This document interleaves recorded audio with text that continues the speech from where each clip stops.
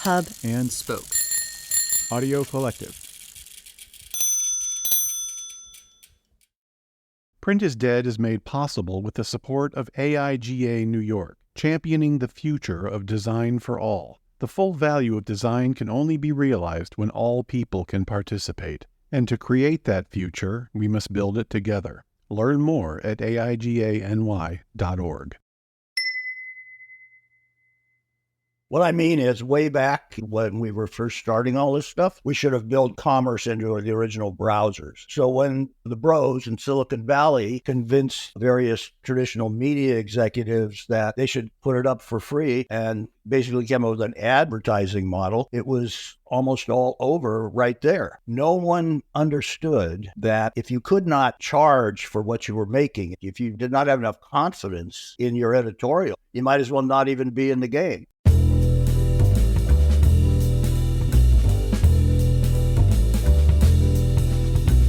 This is Print is Dead, Long Live Print, a podcast about magazines and the people who made and make them. I'm Deborah Bishop. I'm Sean Plotner. I'm Patrick Mitchell. Today's guest, Terry McDonell, is the kind of editor you fear based on reputation, but would probably run through a wall for at 3 a.m. on deadline day. As for that reputation, I've never worked with McDonell, but a simple Google search fills the screen with an undeviating set of impressions like these. He helped define American masculinity, a version of manhood inspired by Hemingway, the manliest of literary men. And indeed, his core of collaborators includes a rogues gallery of literary tough guys: Jim Harrison, Edward Abbey, Tom McGuane, George Plimpton, and Hunter Thompson. But missing from all that testosterone, until now, has been the true hero of McDonell's life and career, and the subject of his beautifully crafted new memoir, Irma, The Education of a Mother's Son. But read his other book, The Accidental Life, and you'll discover a true editorial savant, an engaged partner to his co-workers, whose adventurousness knows no limits. And apparently neither does his resume. McDonell, an ASME Editors Hall of Famer, has topped the masthead at more magazines than anybody we know. And those magazines have been nominated for 29 National Magazine Awards, winning in 2003, 2005, and 2010. Terry is one of the legends of our craft, says ASME's executive director Sid Holt. He's a supremely talented editor whose legacy to magazines will include not only unforgettable stories and images, but also an inspiring vision of what magazines can be both in print and on digital platforms. Our editor-at-large, Sean Plotner, visited with McDonell shortly after the release of his new memoir. Well, Terry, I thought we could start, before we go way back to the very, very beginning, just take a look back at 11 years ago when you were inducted into the Editors Hall of Fame during the annual National Magazine Award ceremony. It's not long ago, although in the context of media evolution, it may seem like an eon. Anyway, it's May 2012. You're standing before the magazine industry's best and brightest, giving your induction speech. Here's what you said. I think that being an editor right now is the most interesting time to be an editor because of all the possibilities that are coming. I think it's absolutely going to rip. And in that sense, change is going to be very, very good, especially when the challenge is basically change or go home. My response to that is no fear. Bring it. There is just so much interesting stuff to do. You still feel the same way? Sure. Has the last decade changed anything? Make you feel at all different? Yes, there's been all kinds of change. People have learned a lot. I think, though, that what still remains problematic is enough confidence in the content of media to actually charge enough for it to sustain it. What I mean is, way back when we were first starting all this stuff, we should have built commerce into the original browsers. So when the bros in Silicon Valley convinced various traditional media executives that they should put it up for free and basically came up with an advertising model, it was almost all over right there. no one understood that if you could not charge for what you were making, if you did not have enough confidence in your editorial, you might as well not even be in the game. And that was an argument that was had all across all traditional media companies. It was very frustrating if you were on the side that I was on, saying that we've got to charge for this. Yeah, interesting, because it's certainly hard to start charging once you've been giving it away for free. Well, now that's the biggest cliche that there was at the time, too, as we went through all those years. And now look what the New York Times is doing. They were in a deep hole when they were giving it away for free. They had the confidence and the firepower and the strategic wisdom to stand by what they were really about. That speech was really interesting. And to me, knowing what you've done, it's certainly not just a bunch of macho bluster. Your career proves that you've embraced change heartily. You've done it all, working in the era of paste up, an early adopter of computers, desktop publishing, creating the first magazine for the iPad. You helped launch a digital hub for lovers of books and literature recently, and I don't think you've stopped working. Terry McDonell is far from being a print dinosaur.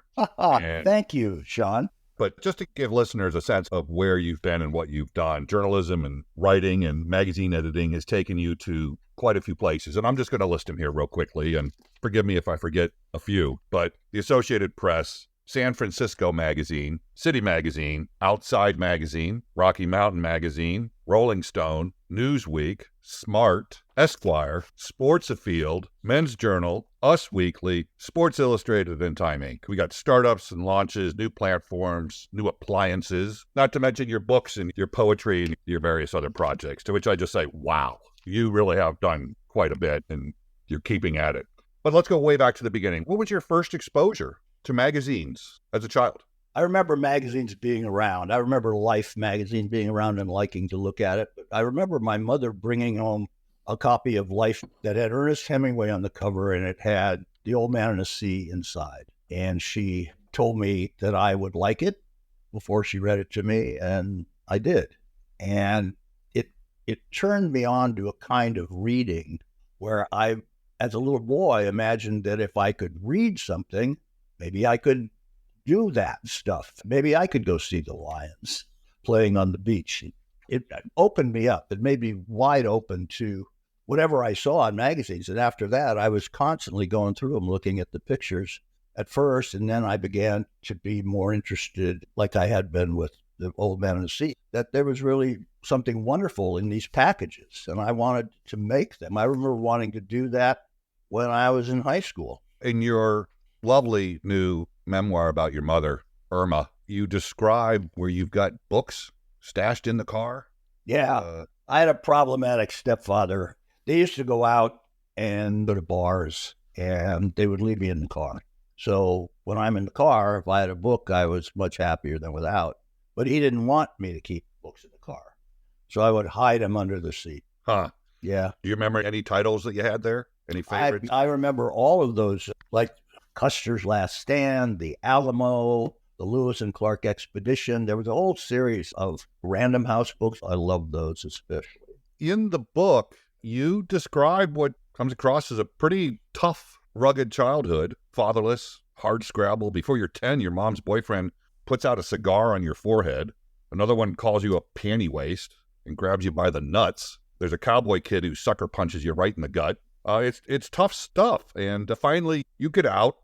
There's a little incident with a bench that you used against your stepfather and move on, but sounds pretty tough. Well, yeah, maybe from a distance, but I had my mother, and everything that we went through together, and I thought about it that way, was something that affected me and taught me something. When I got to Time Inc. or when I started moving up like corporate ladder or whatever, I would remember her telling me, you don't have to talk all the time to get people to listen to you. Stuff like that. Never raise your voice if you want people to listen to you. And always be thinking what it is you are really trying to accomplish, because sometimes it will not be what you're thinking about in the moment. You have to constantly refresh yourself about what you're doing. And I would never have been who I turned out to be if I had not learned things like that from her. Where primarily did you grow up? The Santa Clara Valley, now Silicon Valley. It was just becoming suburban, and then it became mass suburban and Silicon Valley all at the same time. But when I was there, it was orchards, fruit trees, a lot of vacant lots. I could ride my bike from where I was, like 3 or 4 miles up the valley towards San Francisco to Cupertino, where Steve Jobs was from, 20 years behind me, but they were just starting to build houses. It was just cherry orchards and open fields, walnuts, apricots. It was wild nature. It was really a wondrous, beautiful place. Jan Winter, when he read the book, he's from Northern California too, from Mill Valley. He said that he had learned a lot about me because I was down in those lonely, gray suburbs. That was the way they viewed it if you were a sophisticated kid from San Francisco or Marin County. But down there, I didn't even know about Marin County. It was a beautiful place to grow up. And you ended up with a football scholarship to Berkeley, correct? I did, but I didn't stay there. I joined the revolution, I guess, is the way to put that. A columnist for the San Francisco Examiner named Charles McCabe, after the spring game, called me the fastest of the slow. I was okay, but I was not going to be a football star. That's for sure. I was just pretty lucky in high school. So you must have played fairly well in high school. Yeah, that was a good part of my identity in high school. That's what I did. Yeah, when you play at the local club, the club championship in golf, if you're in the last flight and you win it, you can say you're the best of the worst. That's good. So you ended up doing some work abroad. Can you quickly tell us what you did? Yeah, I wanted to be in journalism, and I'd gone to art school, and I had learned about some cameras, and so I thought, I've got to get out of here. I was working construction and said, how do I get to become a journalist? So my mother loaned me enough money to buy a good camera, an H16 Bolex used for $700 or something, and a ticket, and I left, and I wound up in Beirut during what was then called Black September. This is way back 1970. Yasser Arafat was organizing the PLO, and that's where they first hijacked an airplane and they blew it up on the railway. And that's what I did. But I was, like a lot of freelancers at the time anyway, I was faking it. I was acting like I was some real correspondent, and I was just sort of bouncing around. But I was good enough because I sold some pictures that got picked up by the Associated Press. And I got to work in New York in news features making film strips. If you remember what those were, they were like single frame things that would click through, and there'd be a narration with a little bell that would tell you to move to the next slide. Shot the pictures, you wrote the script, you recorded it. Stuff like Alienation and Mass Society was the title. So you dove right into it, and then you're back in the U.S. And tell us about how you got your first job in magazines. I think someone you knew at L.A. Magazine moved to San Francisco. I heard about this thing in L.A. that a guy named Carl Fleming had started. He had been the bureau chief for Newsweek, and he wanted to do his own idea of what a magazine would be like for Los Angeles. He loved Los Angeles, and he hired a guy named Bob Sherrill, who was a friend from the South, where Carl was from. Bob had been at Esquire for a number of years. And so I wrote to them, and they said, okay, come on out, you're hired. Because I was working at the Associated Press, I think they thought they were getting a hardcore AP on-the-nose journalist, and they weren't. They were getting me. But it worked out, and it was from them that I learned that I might want to be an editor, because it was all about ideas, and it was wide open, and it was just fun to ride around L.A. with Bob Sherrill and talk about this story or that story or whatever came to our minds. I know we're cutting through a lot of things here quickly, but you then end up in New York City at Outside Magazine at its founding. And that's, of course, a Jan Winter-owned publication. This is 1977. How did you end up there? Well, actually, what happened was Jan could not wait to get Rolling Stone to New York, but we launched Outside out of San Francisco right as Rolling Stone moved to New York. So Outside remained in San Francisco, and that's what happened. But I'd been in San Francisco, and I was out of work, and I'd written a novel that I couldn't get anybody to buy, and there was Outside Magazine, and I went in there and talked my way into a job. And then I knew that was what I was going to do. It was about the work, more serious than it had been before. And that was when you first met Jan? Yeah. And he's the one you talked into hiring you? No, it was William Randolph Hearst III, Will Hearst, who now sits on top of the Hearst Corporation. He's the chairman of the board. And how was it outside? It was great. The idea was that the outdoors were about a lot more than like Sierra Club. But what we really did was invent the adventure travel genre. Okay, so Winter sells it just 2 years after launch. Mm-hmm. And apparently you hadn't had enough of that genre, and you dive into Rocky Mountain magazine. That wasn't about the outdoors and adventure travel. That was a regional magazine for what we called the Deep West. I was a big fan of Texas Monthly, Bill Broyles. They had done that. And when I was in New York, I was in awe of Clay Felker. I didn't know him until later, but I had watched him, and what he had done was put two things in the same magazine that at the time were very surprising: shopping and politics. And suddenly it was a big click in the mind of New Yorkers. That was exactly what they were interested in. Shopping, including real estate. That was a quintessential city magazine for me. And I thought, well, this is a new thing. Where were you based? Denver, Cherry Creek. But I traveled all over the West, all over New Mexico, Wyoming, Colorado, many times, Montana, where I wound up living, Idaho, Utah, wonderful places. It's really sad there's no digital footprint for the publication. I was hunting around and I kept finding Rocky Mountain Bride, which I don't think has anything to do with it. Your art director, Hans Teensma, who has appeared on this podcast in season 1, he says you guys went out there, drove all over the place, and said you were freaking out because there really wasn't much out there. And he said one of you took a photo of a couple of dead rabbits. I'm not sure which one of you, and that you fell in love with it and turned it into a full spread, full bleed image in the magazine. Do you remember that? Well, there was no more symbolic image of a particular part of Wyoming than that. And that was sophisticated and ironic. And Hans was brilliant at that. He gave that magazine a look that translated beyond visual. It gave you an attitude about you loved where you lived and you embraced all of the ironies that went along with that, including roadkill. And that magazine won a National Magazine Award in the General Excellence category. Pretty impressive. So you ended up, again, with all these Jan Wenner connections. I think next you went on to Rolling Stone. Yeah. And then I was in New York. And how did you evolve what Rolling Stone was at the time? Well, three things happened. The bottom fell out of the music business. The Cars were the biggest hit. They were the band, and the Police were not even on the scene yet. So I talked Jan into putting the music reviews in the back and putting something we call art and politics in the front, and then features. And we started putting movie stars on the cover: Jack Nicholson, Goldie Hawn, Meryl Streep. And that all really worked. So Rolling Stone kind of took off again.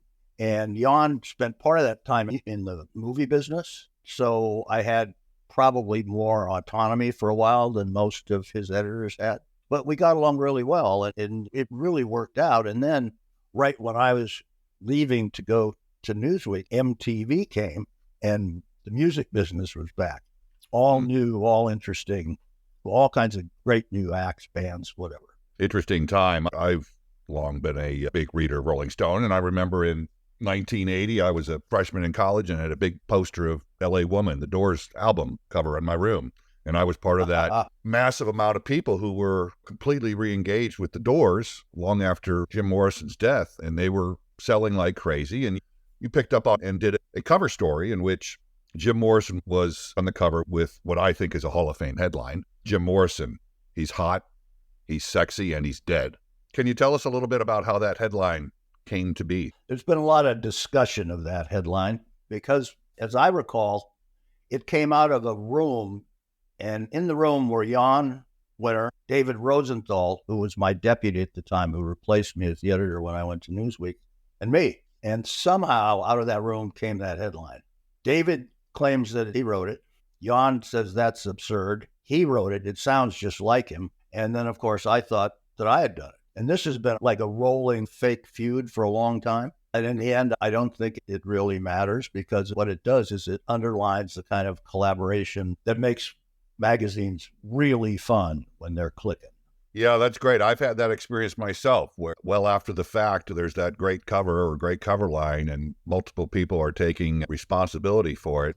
And at the end of the day, it doesn't really matter. And I guess ultimately the editor atop the masthead deserves credit for making it happen. It does say something about collaboration, memory, ego. Yeah, good point. We'll be right back. Print is Dead is made possible with the support of Mag Culture. Read our online journal, listen to our podcast, and visit our shop to discover why we're convinced print is very much alive. All available at magculture.com. Print is Dead is made possible by the support of the Society of Publication Designers.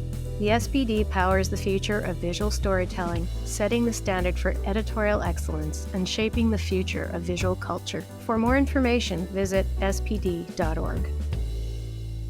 You've said that headlines can ruin a good story and they can also be the most fun part of editing.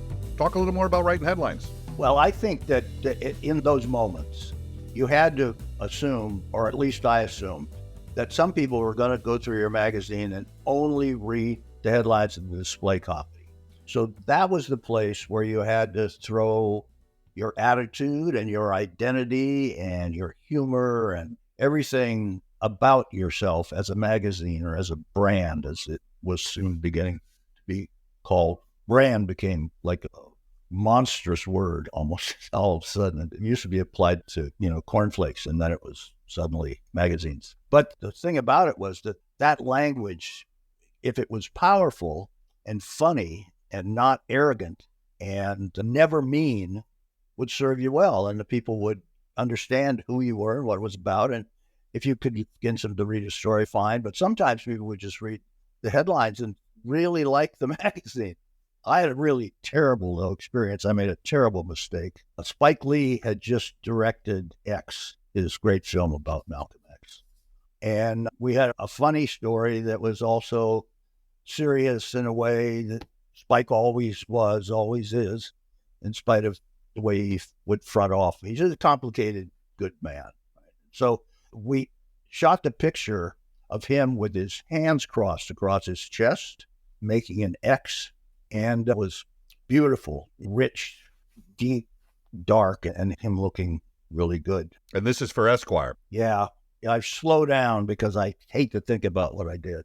I had this idea because I knew him a little bit. It would be funny, would be in the headline inside, we said, Spike Lee hates your cracker ass, which was going right at Esquire's demo, right? But we thought pretty funny. And he called me up and he said, what's wrong with you? And I knew as soon as I saw it in print that I had made this huge mistake, but only one word was wrong. If I had said Spike Lee loves your cracker ass, would have been a completely different story. Does Spike Lee hate your cracker ass? That's what I want to know. No, that was the whole point. He's making these movies as an anti-racist. He's a righteous guy. He's not kidding. He wasn't even really angry at me on the phone. He just said, what's wrong with you? I thought you were not stupid. Yeah, I think I've heard you say before that a headline is better if it is not mean-spirited. I think you put that in the mean-spirited bank, but thanks for sharing that. The whole trick to why Us Weekly worked, too. We wanted to create an American tabloid, but not mean.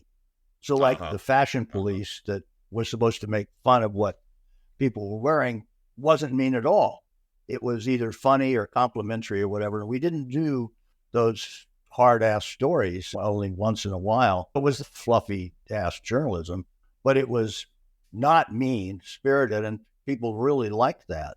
Not every job, however. Well, yeah, and I want to ask you a question or two about us in a couple of minutes here. I'm wondering now if you could tell us about the conception and launch of Smart Magazine. This was primarily you doing the driving and the fundraising. Tell us what you were trying to do and how it came together. I wanted to start my own magazine because I had been around these launches and I liked doing that. It was fun, creative, energizing, all of those wonderful words. And I was at Newsweek and it occurred to me that I could maybe raise a little money. And I just met Steve Jobs and he had given me to play with one of the first Macs, those ones that stood up, like put discs in them. And I realized that you could probably do whole magazine on that. Adobe was just getting started. We were a beta site for them when we got rolling. Roger Black came, and he was the one who said type is the sushi of the 90s. And we were just playing with all this digital stuff, and we were able to create a magazine and ship directly to the printer with no paste up, none, all that was gone. It was just so much cheaper. So we launched Smart for like $300,000 or $400,000, when most startups would have taken $3 or $4 million. Wow. And I wanted to create my own sort of version of Esquire or New York Magazine, other stuff that I had envied. I wanted to be a writer's magazine, and I gave some of the writers stock for being part of it. And all those writers got filthy rich off that, right? Yeah, every time they're basking in their pool, they're thanking me for that. Hunter Thompson thought that was great, but then thought we should sell it all to Don Simpson and Jerry Bruckheimer, who we all knew, and they were big supporters. And for a minute, it looked like that might actually happen. And then I was broke. We didn't have enough money to sustain it, and we got an offer from a Japanese company. And that was right when I got the offer from Hearst to go to Esquire, which wouldn't have happened if I had not started Smart. Interesting how that happens. I was told that I can either take that job and just not care about Smart, or the job was going to go away. You got like 20 seconds to make that decision. Did the buyer of Smart keep it alive? It went for a couple more issues, and then it went away because his company in Tokyo started having a lot of problems. And how, from your perspective, how was Smart received by advertisers and readers? Well, everybody told me they liked it, and we had some serious good advertisers who got the program, but it wasn't mass enough, and we didn't have the circulation we might have had, although we were critically well received. It was how I got to know Tina Brown and Graydon Carter, because they had both told me, this is great. And they were very complimentary about it within the small world of magazines. And there was a lot of satisfaction in that. And that went a long ways. Graydon was starting Spy at the same time. Well, I remember it. And I remember it had a really sharp look. And again, no digital footprint for that publication, which is quite sad, although you can find some of the covers online. I also noticed, just in case you have a bunch of bound volumes down the basement, that somebody is selling a complete set of Smart Magazine for $450 online, if you are so inclined to sell or buy. Well, all those covers are on my website. How did you connect with the great art director Roger Black to work on that publication? When I left the AP to go to New York to work on this little counterculture startup in Los Angeles for Carl Fleming, they hired me, and I was 25, and they hired Roger to be the art director, and he was like 24. And we were immediately drawn to each other, and we have been friends ever since then, many years. And I get the sense you were pretty active partnering with art directors. Can you describe what your relationship was with art directors over the years? Well, the joke among them was that I wanted to be an art director, which is fair enough. But I used to sit right next to them, especially Roger, and we would blow through the whole magazine. I would write the headlines, and he would slap them in there, and we'd look at it, we'd play with the picture. And so instead of having to send things back and forth and taking what sometimes seemed like forever on deadlines, we would just sit at that computer with a big screen and knock it out. When he was starting Out magazine, I even sat next to him when he was doing that and wrote these headlines, although some of the people that were also helping us didn't think it was right for a guy who wasn't gay to be writing first big gay magazine cover lines. But that was maybe a window into the future. Back to Hans Teensma, whom you hired at Outside, he says you never forget your first editor. And he has very nice things to say about you. And one of them is that you mentored him and taught him how to go out drinking and stay up all night. Well, he's not bad at that himself. Well, those Europeans, I think they do have a hand up on that. You ever have to fire an art director? Not exactly, but some people moved around a little bit. That was the hardest thing about any of those jobs, when the cost cutting started. Yeah. Now, I never worked with an art director that I didn't like, ever.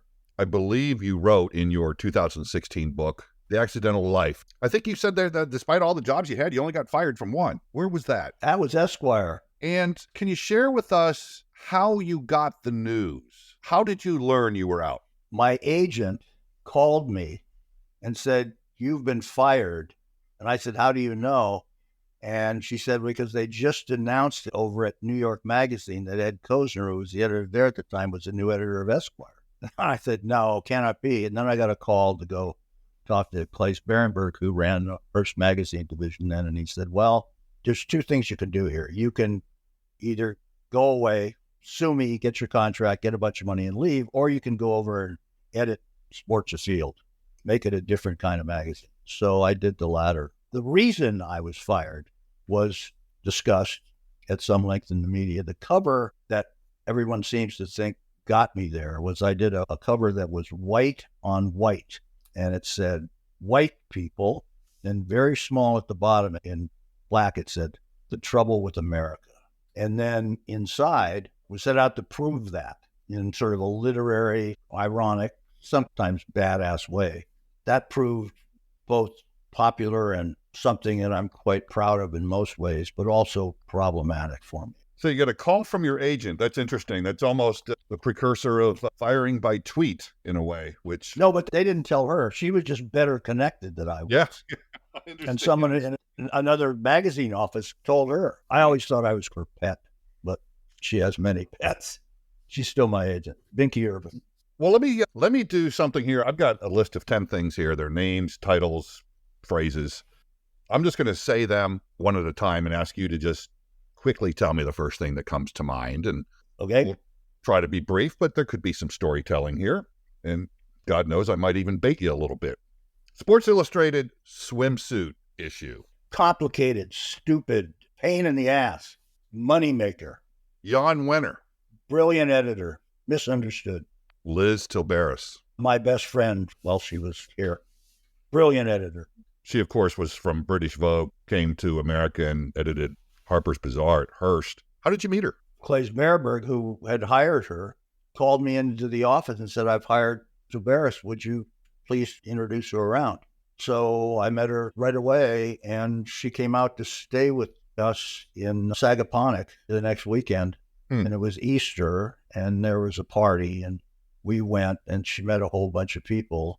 And from then on, she was staying with me, and she always credited me, incorrectly, of course, with showing her way in New York. Because if there was ever anyone whose instincts were perfect for negotiating media minefields and using creative firepower, talent, whatever, to create really unique things, that would have been her. And she's also an extremely funny woman. Okay, the fourth one here is a dog on every page. Ah, that was wonderful. I was vaguely bitter. Not vaguely. I was not in the perfect mental health when I went from Esquire to the... Well, no. I mean, think about it. At Esquire, I would go to Fashion Week in Milan, and then I'm suddenly at Sports Afield, and I go to the SHOT Show in Las Vegas. If you don't know what the SHOT Show is, it speaks for itself. It's the biggest gun show in whatever. So just to prove that I could do some things. And of course, everyone would like Sports Field, like dogs. So I thought, this is a challenge. How do we do this? Well, we did it. So you had a picture or an illustration or some form of a dog on every page. Every editorial page. And it was basically to say that you did it. It was very popular. It was like the kind of a thing you do as an instinct or as a joke. And then somebody says, hey, I really like that with a dog on every page. So they like you. Even if they're not saying, boy, that Terry McDonell, what a genius. He put a dog on every page. There's something about it. They don't know who I am, but there's something about it that makes them say, this Sports Afield, this is pretty cool. Dog on every page. And that was just a one-time deal? Yes. You can't necessarily do that again, I thought then, but now I'm thinking maybe it's time. Well, I'm glad to hear you didn't follow up with a cat on every page. That might have affected the readers somewhat differently. Well, think about that. I mean, there are more cat magazines than dog magazines. Okay, your favorite poem or poet, having written some poetry yourself? The Wasteland just lit my hair on fire when I first read it, but it would be Jim Harrison. When I was writing this recent book, after he died, there was a huge collection of all of his poetry that came out. It's a beautiful book, and they're all there. And when I was writing that book, I would read one of his poems every day before I started work and note the weather or something. And that gave me some sort of inspiration sometimes. And sometimes when I was stuck, I would go and read the next poem. And maybe that's not the way you decide who your favorite poet is, but I love that poetry. You've worked with so many incredible writers, and I highly recommend your book for those who want to know more about your dealings with these writers. I'm going to pick one out here and just see what you have to say. And the reason I've chosen this one is because I feel like he's being slowly forgotten. Edward Abbey. Oh, God. Ed was just this wonderful, gracious outlaw who you just did not want to fuck with. But if you understood him and got what he was saying, which was, what's wrong with you people? This is the earth. This is all we have. The beauty of it changes everything in your life, and accept that. And he was just a magnificent guy. The way we started was, he didn't have a phone, but he was living in Moab, Utah. And I tracked him down. He was at a certain bar in Moab, usually at this time of day, for a drink. So I called the bar and I asked for him, and he came on. And I introduced myself and I said, this is Outside Magazine. And would he like to write something maybe for me? And he said, well, the last thing I need is another editor, but I guess I could use the money. And so he started writing for Outside, and he would send stuff by mail, and then I would do something with it. And he would be on the payphone at that bar in Moab, and we would work it out. And he wrote a lot of stuff. And every place I went after that, he wrote for me. Golf, specifically with George Plimpton and Hunter Thompson. Well, the first thing that came to mind was Trump cheats at golf. Oh, yes. Well, when I was at Sports Illustrated, underneath Sports Illustrated umbrella were all these golf magazines. And Donald always wanted to have his golf course at the top of the list of best golf course, best new golf course, he's got golf course, best, most classiest golf course. And they weren't, clearly. But he would call up and rail at me about that. It's fake news. He said, no, it's all fake. Mine are the best. Mine are the best. Mine are the best. And then Rick Riley, who was the great columnist there, did a book called Who's Your Caddy? And he played with everyone. He played with almost every major sports, politics, celebrity you could think about. Michael Jordan, the best golfers. And only 2 people out of 45 that he played with cheated. Trump and Clinton. Of course, Rick Riley was your highly paid, highly compensated back page columnist there at Sports Illustrated for a while. Let's do golf 2.0. Golf with George Plimpton and Hunter. George Plimpton wanted to do the first Paris Review interviews. A journalist at work, we were calling him. So he and I went out to Woody Creek to interview Hunter. And when we arrived, Hunter said, well, yeah, good. But first, we got to play golf. But it was late in the afternoon. It never gets completely dark out there in the summer, but it was dusky. So we go to the Aspen golf course, and the guy who runs it waves to Hunter as we go in, and he's driving out, and it's our course. And Hunter, in his golf bag, he has a shotgun and all kinds of crazy clubs. And then he's got a big cooler with all kinds of liquor and ice, and it just got everything. And so we're going to play this game where it's basically 3 holes, best ball kind of thing. And George is a great athlete, and he, of course, can play golf. But before we start, Hunter says, again, and he takes out these 3 tabs that have this little strange logo on them and says, eat this, and it's acid.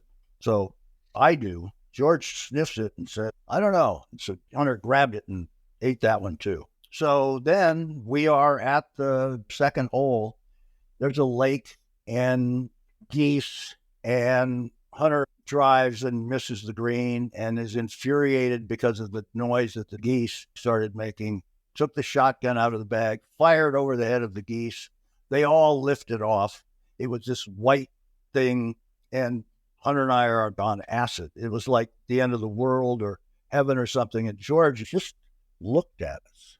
And then I could hear the tinkle of him making another Doers and Water. Crazy stuff. Well, in your book, you talk about you were of an era, the drug culture was part of it. I think you mentioned snorting coke with Jan Wenner, which doesn't necessarily put you in limited company. But yeah, New York in the 80s. Did drugs affect your work? Any influence on your creativity or your work directly? No, I mean, I don't like the way it turned out because all of that fun stuff ultimately killed a bunch of my best friends. Addiction was the worst thing. Alcoholism was everywhere. We have a joke. There was an organization that Pete Axel made up called SOFA, which stood for the Society of Functioning Alcoholics. And this was like a big joke. But when Hunter killed himself, it was because he had such terrible addiction. It didn't end well, ever. Although it is tragic that he never got to write for your golf publication. What is really tragic is he never got to cover Trump. Yeah. Wow. Okay, just two more. Miami Vice. Just fun and a huge change for me. Michael Mann. You wrote an episode or two or three. Yeah, it was really how I learned to write TV movies. I was at Newsweek, and it was the anniversary of the fall of Saigon, and I found this story about some people who were smuggling heroin out of Vietnam in body bags. And I thought, God, that's just wow. And I knew a guy at Fox named David Fields. He always was saying, if you come across any stories that might be movie or whatever, just let me know. So I told him about that. The next day, Michael Mann called me and said, I've got this new show I want to talk to you about. Let's have breakfast. And I said, yeah. And I told him what I knew. I gave him the research. He said, why don't you write it? And I said, I've never done anything like this. I don't know how to do that. He said, I'll teach you. And it wonderful. There's no better writer than him. And it was fun. Crockett and Tubbs. I had to look that up to remember, but I just want to be able to say. My first episode, Don had just emerged, Crockett had emerged as a huge star, like sudden stardom, although he had been a working actor for a long time already. And for his directorial debut, he was going to do this Miami Vice episode called Back in the World. And Miami Vice then was rolling at about 6 days, $500,000, $600,000 per episode, a day off, do another one, whatever. This one went $1.5 million and ran 13 days to get it done. And it was because Don was directing it and could do whatever he wanted. He got all doors music. Just that alone was a huge piece of cash. And it's good. It's a good episode. Well, we'll have to search for that. It's probably available on YouTube and maybe put a link on that. It's all over YouTube. You can't get away from it. Okay, finally, Us Weekly, particularly the weekly part. I believe you took it weekly. Yeah, that came out of business strategizing and looking at the numbers. The idea was People was without question the most successful magazine in the world. And it seemed to be alone in its genre. And Us Weekly seemed to be more like Entertainment Weekly or something. So the idea was, if you do, like I said before, a tabloid that is not mean-spirited, that is not about cats who walk from Seattle to Nome and go home again, headlines and stuff like that. It was a friendly, happy weekly about celebrities aimed at people in their 20s. People's demo was much older than that. And it was, if you did this right, you can make a lot of money. I believe Carol Wallace was then at People magazine. Yeah, they were just raking it in. Yeah. And I had worked for her 10 years before at Us magazine when it was a bi-weekly, and I thought the pace was enough there. That was enough for me. Well, you didn't have any money, right? No. You didn't have enough people. Yeah. Well, yeah. When we did Us, we staffed up. We'll be right back. Print is Dead is made possible with the support of Issues Magazine Shop. Much like this podcast, we exist to celebrate the people and projects keeping print alive. We sell a mix of independent and commercial titles from around the world, shipping globally from our retail shop in Toronto, Canada. Visit us online at issuesmagshop.com.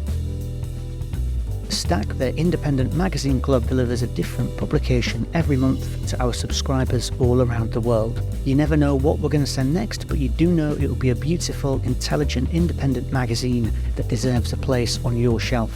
We'd love to start sending something your way, so go to stackmagazines.com to sign up and start receiving a surprise magazine every month. Everyone always says, oh my God, Terry McDonell, that seems like a fish out of water at Us magazine. But it's particularly in changing the frequency, it just reminds me of something you've said that I just relate to so much, and that's magazines. I love putting them together. And that's so subject agnostic. It doesn't matter what the content is. Talk about that. Magazine making is to be really gushy about. It's really cool. It's really fun. There's so much to it. There's the mix, the pacing, the visuals, the design, typography, display copy? Does the package work? The cover, great writing or great news or great service or whatever you happen to be doing, it's a puzzle and it's collaborative and it comes together very fast at the end. And that was very attractive to me. And I think a lot of people, like Braden Carton says, you have to be able to see around corners. You've also written of the importance of 5 key members of any magazine staff beside the editor-in-chief and, of course, the art director. The 4 other ones, when they do their jobs really well, they're very often unsung heroes. If they don't do their jobs well, everybody's fucked. They are managing editor, copy chief, research editor, and photo editor. Could you just comment on those positions? Yeah, when I wrote about that, it was in the context of, women in the magazine business. Because many of the places where I was the editor-in-chief, all of those positions were filled by women. And the uncomfortable, not secret at all, but the uncomfortable reality of all that was it was very difficult for women to rise to the top of masthead, even though they did all of those other jobs, often underneath someone not as good as they were. And a whole bunch of people knew that. And so that was going to change, but it took too long. But it is hard to imagine getting a magazine out without those people, male or female. I don't mean to jump into the politics of that, but yeah, you needed all those people. Now you do not. Now you can do it yourself.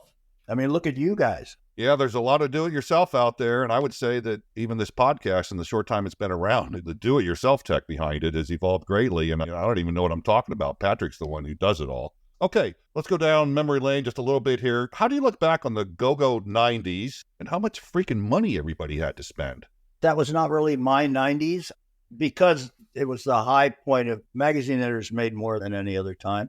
But I was getting more and more excited about technology up to the time that I got to Sports Illustrated in 2002. It's like there was too much money, but there's still so much money and so much inequity. It's tragic that we are not able to smooth that out a little bit. Well, in 2010 at Sports Illustrated, and I remember it so well, it was so exciting, you developing the iPad version. Yeah, that was actually earlier. It was 2006 or 8. The thing about Time Inc. is that it's a great company with these great brands. And it's 2000 and something's happening and it's sort of making everybody a little uncomfortable. But there were 3 very distinct cultures at Time Inc. that I saw when I got there. There was an executive culture, which was risk averse and desperate at the same time. Their P&Ls were falling and they were running. It was like trying to catch knives. Some things were falling so fast. This technology is just breaking open. The edit culture was arrogant, defensive, clueless about what was coming, and generally thought that the people in IT could fix the air conditioning after they fixed your email. And the people in the IT culture were ironic and more than vaguely bitter about being completely underestimated. So it was a hard place to really get anything done. But because of the desperation I spoke about earlier, and because I had this experience and we were doing well digitally with what we did with Swimsuit and the website, I started recruiting people from these different cultures. And what I would do is I would invite them to join the Machiavelli Club. And then I would send them an email that would say, there is no more delicate matter to take in hand, no more dangerous to conduct, nor more doubtful in its success than to be a leader in the introduction of change. For he who innovates will have for enemies all those who are well off under the old order of things, and only lukewarm supporters in those who might be better off under the new. So we're the Machiavelli Club. And it was maybe the best 6 months I'd ever had when we were developing all that stuff. What a great And it name. worked. That quote's from the Prince. And listeners can go to your website and see the actual little demos that were put together when the iPad version of SI was being born, and they are wonderfully archaic. They really are. Yeah, zombie hands. The zombie hands, and the expression that I love is combines the best of the magazine with the best of the web. But there again was that horrible dilemma that shouldn't have been a dilemma of, well, do you charge for it? maybe it should be free. Maybe it's an advertisement, which just muddled the whole thing about the magazine, which was by then reduced to you get like a football phone and a bad windbreaker, and the magazine's 50 times a year for like 11 cents because it was just all out of whack. We should have been charging for Sports Illustrated what it cost, but it would become this advertising and newsstand juggernaut, which was about to like. I was always immensely disappointed that renewing my subscription did not get me a football phone. I never got a football phone, and damn it, I wanted a football phone. A few years ago, I discovered a website. I fell in love with it. I go to it at least a couple times a week. And in preparing for this episode, I had no idea you were one of the people behind it. LitHub, Literary Hub, lithub.com. What a great site for anyone who loves books, or if we want to be fancy, who loves literature. Can you talk about what your role is with that? Morgan Entrican and I, he's Grove Atlantic, are co-founders. For some years when I was at Sports Illustrated, I would take his books that were about sports and excerpt them online. And the idea was, well, why don't all the publishers do that? Well, they had no connection. And so the books weren't getting traction or any attention. And they would have been great across all these new websites, but it wasn't happening. So then when I left Time Inc., we started thinking about, was that a business? And would it be interesting editorially? And then all of a sudden it was. So he pulled together all of the big 5 publishing houses, and we got them to all become members by subscriptions. And for that, we would put their stuff on the website. They would get advertising, and it would grow. And then we would assign some of our own. I drew the original wireframes, and I did that thing with Joan Didion, Read to Live. All that took off. And then we got these really smart people, Andy Hunter and Johnny Diamond and Emily Firetog, and they just took it to the next level. Morgan is still very involved. I'm like crazy uncle now. Is it doing well? Yeah, we're over 5 million. The traffic is huge. And we're assigning more and more stories. Crime Reads was spun off of it for people who are into mysteries, crime, whodunits, thrillers, all that stuff. That's a whole very vital part of the literary community now, and completely and deeply connected to television and movies. So you get all that's there to help you. And there's also a place where the book reviews are that summarizes all the different reviews for any particular title that you can see. Oh, that to me is brilliant. The site is dense. There's so much stuff there. I often am finding new things. But the idea of aggregating book reviews, it's like, God, why didn't I think of that? I mean, of course. And your aggregator is great. It is sophisticated, but accessible. Here's 10 cool new book jackets. Yeah. It just comes at the business, so many different angles. I really like that site. And it's great to hear how involved you were with starting it. We're trying to do it, not the New York Times bestseller list. That's great too. We're working on it. What else are you doing these days? Well, I have the book, which is what got us together here, about my mother and how everything ever happened to me revolves around lessons from her. But a bunch of it's about media. Some of it's about why I left Time Inc. I once asked the senior HR executive what it was about the truth that made it impossible for her to speak it, which was something I'm very proud of. But I did it in a meeting, and it was not good that I did that. But some of that stuff's in the book. Yeah, the book's great. What about the future of media? Are we still in let it rip mode? How's artificial intelligence influencing your thinking as to where things might be going? Well, in a way, it goes back to the people making the content that was valuable, giving it away for free. Barry Diller was just talking about how you got to find a way to work together, out of business, in business, whatever, because all those AI things are really based on other content, other places. What I think the future is about, it's like niche things that can get bigger and bigger. You don't start a general interest magazine. You got to find something. LitHub is a good example of what will work on the web. You could probably do that for bicycles. You could probably do it for toys. Maybe they're all stores, maybe they're whatever. But what I will always like is something that I can feel is really touched by an editor. Like Airmail feels like that to me now. It may not be everybody's taste, but for a certain, there it is. It's Graydon Carter's website. Yeah, and Jim Kelly. There's a bunch of really good editors there. Yeah, I get what you're saying. Go vertical, go deep. And that's a model for local, too. I've noticed that Airmail has gotten back into comically the magazine business somewhat with this MAGA-zine. Have you seen what they're doing? Yeah, classic. Yes, it is. Spy. Absolutely. It's Spy Illustrated. And why not? That's where short-fingered vulgarian came from.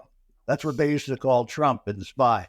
Made him crazy. Yeah. If you go to Graydon's restaurant, the Waverly Inn, on the menu, across the top it says, "Worst food in New York, Donald Trump." They're just blasting about that stuff.